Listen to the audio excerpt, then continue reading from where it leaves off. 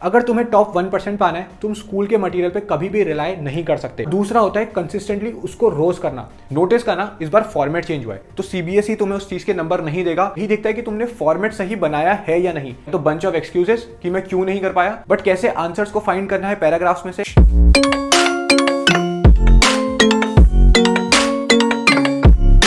Hi everyone, this is सजल जोशी और आज की वीडियो में हम लोग डिस्कस करने वाले हैं कैसे तुम इंग्लिश में 95% फोड़ आयोगे लास्ट के कुछ दिनों के अंदर। मैं तुम्हें पहले ही क्लियर कर देता हूं यार, तुम अकेले नहीं हो जिसने इंग्लिश पढ़ना चालू नहीं करा। मेजॉरिटी बच्चे स्टार्टिंग से इंग्लिश नहीं पढ़ते हैं, स्टिल वो 95% फोड़ते हैं हर साल। तो अगर तुम आज से पढ़ना चालू कर रहे हो, तुम्हारे पास मोर देन इनफ टाइम है एक अच्छा स्कोर अचीव करने के लिए। इस वीडियो में हम लोग सब कुछ डिस्कस करने वाले हैं, कैसे पढ़नी है, क्या स्ट्रैटेजी रहेगी, पेपर का पैटर्न क्या होने वाला है, सब कुछ इस वीडियो में हम लोग डिस्कस करने वाले हैं। सीधे पॉइंट पे आता हूं यार, ये सारे जो तुम्हें चैप्टर्स के नाम दिख रहे हैं ये तुम्हारे सिलेबस का पार्ट नहीं है, तो मेक श्योर कि तुम इसको नहीं पढ़ रहे हो, वरना तुम्हारा फालतू में टाइम बर्बाद हो जाएगा। तो बुक में मार्क कर लेना कि ये सारे चैप्टर्स तुम्हें नहीं पढ़ने हैं। अब स्टार्ट करने से पहले मैं तुम्हें दो छोटे से टास्क देता हूं। सबसे पहले जितने भी तुम्हें चैप्टर्स और पोएम्स के ऑथर के नाम दिए हैं उसको कंपाइल करके तुम एक पन्ने के अंदर लिख लो, बिकॉज एक दो क्वेश्चन शायद ऑथर के नाम से रिलेटेड आ सकते हैं, तो या तो सीधा एक नंबर मिलेगा या तो सीधा एक नंबर कटेगा। और कंपाइल करके लिखने से होगा क्या, तुम्हें बार बार बुक को नहीं खोलना पड़ेगा ऑथर का नाम ढूंढने के लिए, और कल जब तुम्हारा पेपर होगा तो सीधे तुम उस पन्ने को रीड मार के अपने वो एक दो मार्क्स इजीली सिक्योर कर लोगे।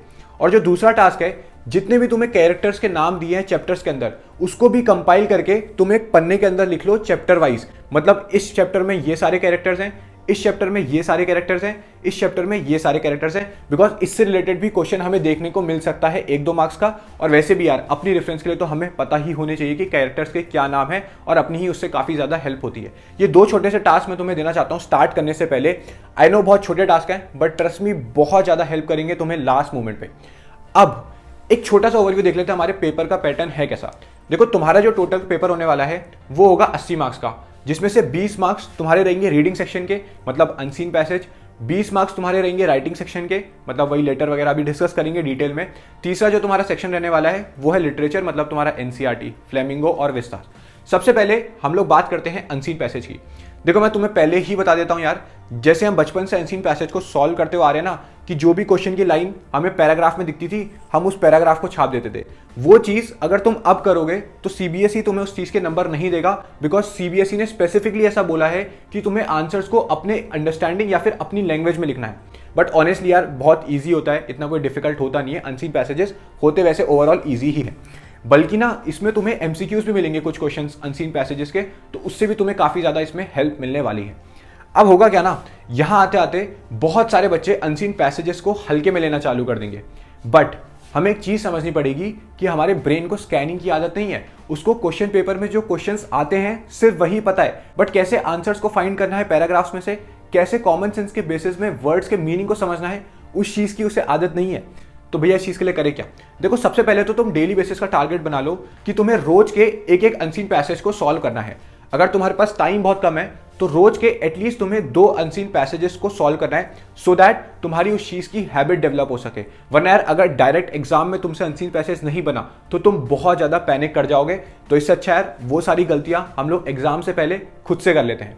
और यार अगर तुम्हें नहीं पता कि अनसीन पैसेजेस को कैसे सॉल्व करते हैं या कुछ चीजें नहीं पता, बेसिक चीजें, तो मेरे को कमेंट कर देना, मैं तुम्हारे लिए एक स्पेसिफिक और एक बहुत डिटेल्ड वीडियो तुम्हारे लिए बना दूंगा, जिससे तुम्हें बहुत ज्यादा हेल्प मिलेगी अनसीन पैसेजेस को सॉल्व करने में। होते ईजी है यार, बेसिक सी चीजें होती हैं कि पहले क्वेश्चन को पढ़ो सो दैट तुम्हें पता चल सके क्वेश्चन पूछ क्या रहा है एग्जैक्टली, सो दैट जब तुम पैराग्राफ पढ़ोगे तो तुम उस नजरिए से पढ़ोगे जो क्वेश्चन पूछना चाह रहा है। वरना बच्चे करते क्या है, पैराग्राफ पूरा पढ़ देते हैं, बट क्वेश्चन क्या पूछना चाह रहा है, किस पॉइंट पर उसको फोकस करने की जरूरत है, वो ध्यान नहीं देते हैं।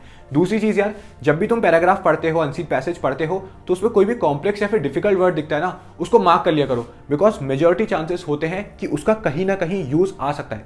तो ऐसी बहुत सारी बेसिक चीजें यार, अगर तुम्हें सच में वीडियो चाहिए होगा तो कॉमेंट कर देना, मैं उसके ऊपर एक स्पेसिफिक वीडियो बना दूंगा। बट अगर तुम्हें आज ही खत्म करना है तो यूट्यूब पे ऑलरेडी बहुत सारी वीडियोस अवेलेबल है, सब बहुत बढ़िया है, तुम अपने हिसाब से फॉलो कर सकते हो। But at the end of the day practice is more important. होने को यार इनने अनसीन पैसेजेस को 2 पार्ट में भी बांट रखा है, केस बेस्ड और फैक्चुअल, बट उससे घंटा फर्क नहीं पड़ता है, बिकॉज दोनों एक ही हैं, इसना कोई डीप में जाने की तुम्हें जरूरत नहीं है। मतलब अनसीन पैसेज आने वाले हैं 20 मार्क्स के। अब सबसे पहली चीज मैंने तुम्हें क्लियर कर दी कि तुम्हें रोज के एक एक अनसीन पैसेज को सॉल्व करना है सो दैट तुम्हारे ब्रेन को उस चीज की हैबिट हो सके। देखो यार, सिंपल सा पॉइंट है यार, टाइम तो नहीं रुकने वाला, वो तो चलता रहेगा। बट आज से कुछ टाइम बाद तुम्हारे हाथ में या तो दो ही चीजें होंगी, या तो बंच ऑफ एक्सक्यूजेस कि मैं क्यों नहीं कर पाया, या तो बंच ऑफ एक्शंस जो कंपाइल करके तुम्हें एक अच्छा रिजल्ट दे जाएंगे। Option is entirely yours. अभी भी तुम्हें टाइम बर्बाद करना है या फिर एक अच्छा स्कोर अचीव करना है। अब हम लोग बात कर लेते हैं राइटिंग सेक्शन की। देखो, राइटिंग सेक्शन में सबसे इंपॉर्टेंट चीज होती है फॉर्मेट, फॉर्मेट और फॉर्मेट। क्योंकि कोई भी टीचर तुम्हारा कंटेंट बाद में पढ़ता है, सबसे पहले वो यही देखता है कि तुमने फॉर्मेट सही बनाया है या नहीं। क्या नोटिस में बॉक्स बनता है, लेटर का फॉर्मेट क्या होता है, इन्विटेशन का फॉर्मेट क्या होता है, हेडिंग के बाद हमें कितनी लाइनें छोड़नी होती है, ये सारी चीजें तुम अच्छे से पढ़ लेना। उसके बाद तुम आना मेन बॉडी या फिर मेन कंटेंट के ऊपर, क्योंकि सबसे पहले टीचर तुम्हारे फॉर्मेट के नंबर काटता है, तो उसको सबसे पहले तुम सिक्योर कर लेना। अब मैं तुम्हें बता देता हूं कि एग्जैक्टली तुम्हारे क्या क्वेश्चंस आने वाले हैं, सो दैट तुम्हें पता चल जाएगी स्पेसिफिकली पढ़ना क्या है।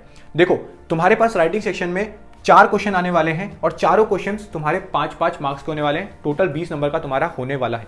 सबसे पहला जो तुम्हारे पास क्वेश्चन आएगा, उसमें तुम्हारे पास ऑप्शन रहेगा नोटिस और नोटिस के बीच में, मतलब नोटिस का ही ऑप्शन रहेगा दोनों जगह पे। जो टॉपिक तुम्हें पसंद आ रहा है तुम अपने हिसाब से कर सकते हो।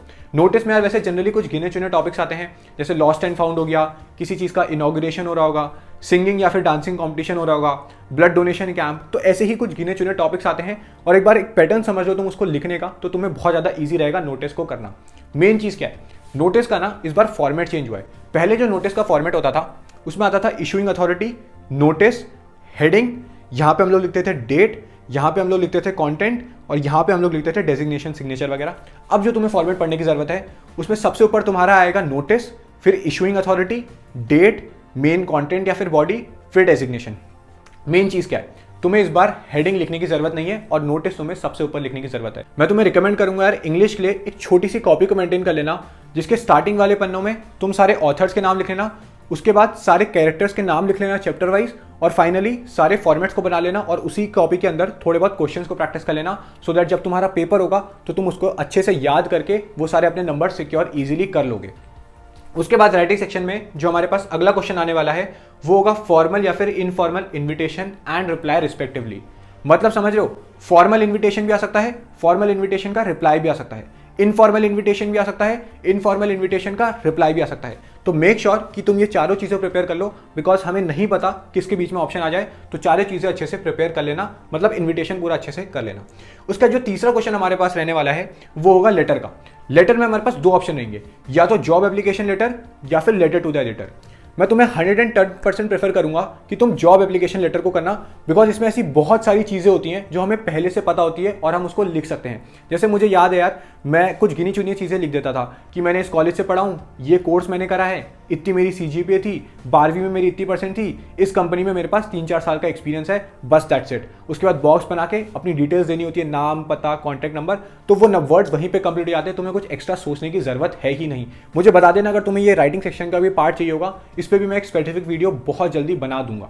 वहीं अगर हम बात करते हैं लेटर टू द एडिटर की, उसमें हमें थोड़ा सा सोचना पड़ जाता है। जैसे उसमें कुछ गिने चुने टॉपिक्स में तुम्हें बताता हूँ यार, कि मेरे घर के आगे सड़कें बहुत खराब हैं, स्ट्रीट लाइट नहीं चल रही है, या फिर करप्शन बहुत हो रहा है, तो एडिटर को ये चीज़ें लिखनी पड़ती है, कॉलोनी में ये प्रॉब्लम हो रही है, करप्शन हो रहा है, तो मतलब थोड़ा सा सोचना पड़ जाता है यार। बाकी एंटायरली तुम्हारा डिसीजन है, तुम्हें लेटर टू द एडिटर करना है या जॉब एप्लीकेशन लेटर करना है। बट मेन चीज़ क्या है, फॉर्मेट को अच्छे से याद कर लेना। बट मैं तुम्हें प्रेफर करूंगा कि यार जॉब एप्लीकेशन लेटर को करना बहुत ही ईजी होता है, तुम्हारे इजीली 5 मार्क्स वहां पे तुम सिक्योर कर लोगे। उसके बाद जो लास्ट क्वेश्चन हमारा आने वाला है राइटिंग सेक्शन के अंदर, वो होने वाला है रिपोर्ट या फिर आर्टिकल के बीच में तुम्हें ऑप्शन मिलेगा। रिपोर्ट होता क्या है, जब भी कोई हादसा होता है तो उसके हमें डिटेल्स देनी पड़ती हैं। जैसे कोई एक्सीडेंट हो गया या स्कूल में कोई फंक्शन वगैरह होगा तो उसकी डिटेल्स देनी पड़ती है। जैसे एक्सीडेंट हो गया तो कब हुआ, किसके बीच में हुआ, पुलिस कितनी देर में आई, लोग कैसे इकट्ठा हुए, तो ये सारी चीजें तुम्हें रिपोर्ट के अंदर तुम्हें बतानी पड़ती है। बहुत ही ईजी रहता है इसको भी करना। दूसरा ऑप्शन रहेगा आर्टिकल का, मतलब आर्टिकल में तुम्हें कोई भी टॉपिक के ऊपर या फिर कोई भी करंट अफेयर के ऊपर अपने व्यूज देने पड़ते हैं या बताना पड़ता है, जो कि कंपैरेटिवली थोड़ा सा डिफिकल्ट होता है। बाकी यार तुम्हारा डिसीजन है, रिपोर्ट और आर्टिकल में से तुम कोई सी भी चीज को प्रिपेयर कर लेना। हाँ, मेन चीज मैं तुम्हें बताना भूल गया कि CBSE तुम्हें रिपोर्ट और आर्टिकल में ना हिंट्स देगा, तो तुम उनको यूज करके अपने आंसर्स को फ्रेम कर सकते हो, तो काफी ज्यादा तुम्हें उससे हेल्प मिलने वाली है।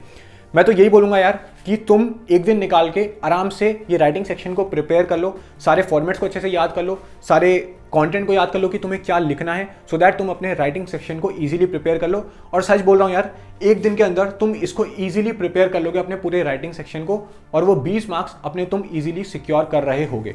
तो ये बात रही राइटिंग सेक्शन की, जिसमें हम अपने 20 मार्क्स सिक्योर कर रहे होंगे। कितना टाइम देना है इसके अंदर?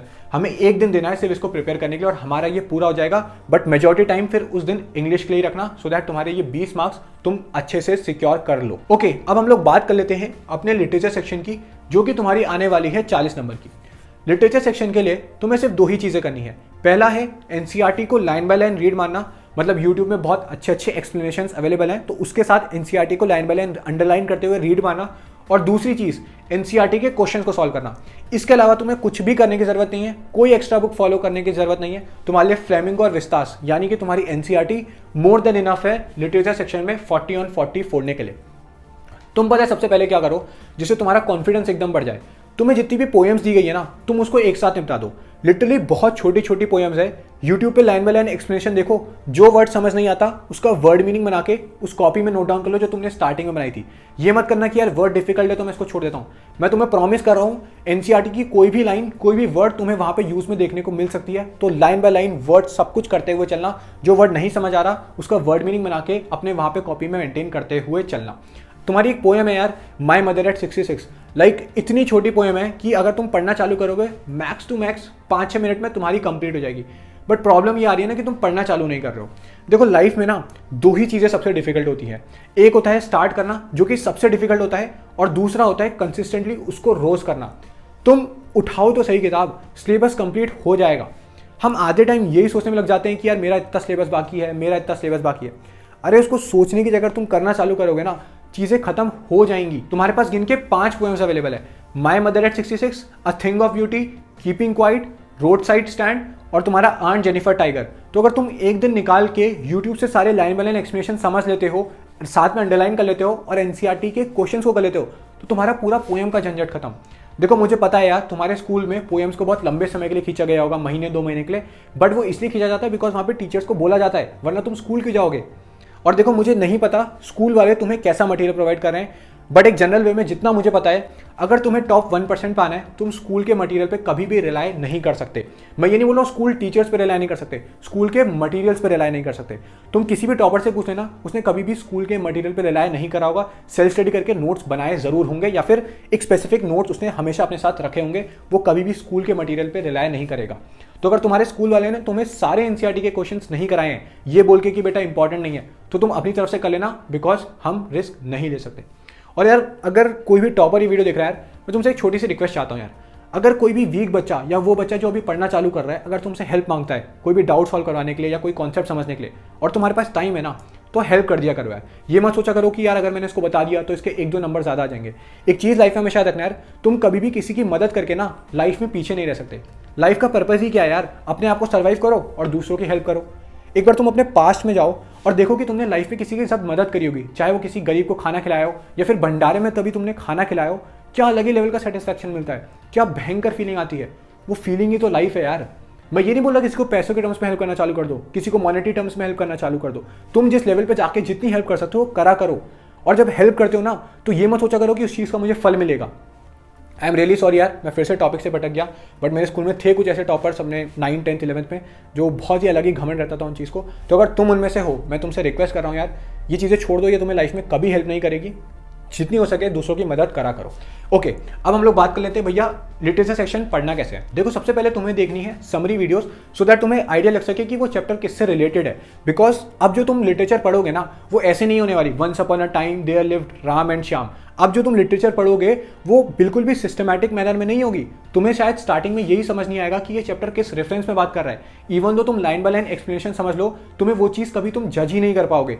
तुमने अगर एक चैप्टर पढ़ा होगा द 3rd लेवल, वैसे एक चैप्टर और था यार even tries on O level, जो तुम्हारा कट चुका है। ये सारे चैप्टर्स अगर तुम डायरेक्टली लाइन बाय लाइन पढ़ना चालू करोगे, तुम्हें वो चीज़ कभी अच्छे से क्लिक करेगी नहीं कि भैया चैप्टर्स के नाम क्या है, ये किस रेफरेंस पे बात कर रहा है। तो इसलिए सबसे पहले समरी वीडियोस को देख लो। इनफैक्ट मैं बोल रहा हूँ हर चैप्टर के लिए पहले समरी वीडियोस को देखो, ताकि तुम्हें पता चल जाए कि चैप्टर है किस रिलेटेड।